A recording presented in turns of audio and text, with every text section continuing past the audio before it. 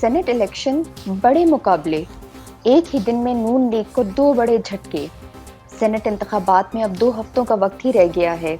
एक तरफ तो केस चल रहा है कि सेनेट इंतखाबात ओपन बैलेट से हों या खुफिया बैलेट से, दूसरी जानिब नून लीग को अपने 2 टिकट होल्डर्स का धचका लगा है। मुशाहिदुल्लाह खान जो कि एक सेनेटर थे और एक बार फिर इनको सेनेट का टिकट दिया गया था, वो इंतकाल फरमा गए। दूसरी जानिब सेनेटर परवेज रशीद के कागजात नामजदगी को इलेक्शन कमीशन ने मुस्तरद कर दिया है। परवेज रशीद साबिक वजीर इत्तलात रह चुके हैं और डॉन लीक्स इंक्वायरी रिपोर्ट की वजह से इनको वजारत से बर्खास्त किया गया था। परवेज रशीद की जानिब से कागजात नामजदगी जमा करवाने पर तहरीक इंसाफ की जानिब से एतराज सामने आया था कि परवेज रशीद पंजाब हाउस इस्लामाबाद के नादहिंदा हैं।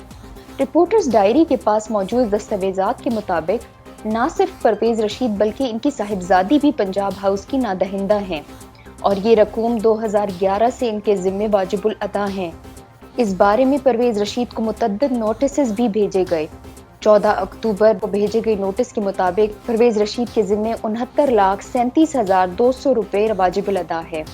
परवेज रशीद पंजाब हाउस इस्लामाबाद के कमरा नंबर D02 में रहे और 16 जनवरी 2011 से लेके 30 अगस्त 2011 तक रिहाइश पजीर थे और इसके बाद 2 जून 2013 से 24 मई 2018 कुल मिलाकर 2014 दिन।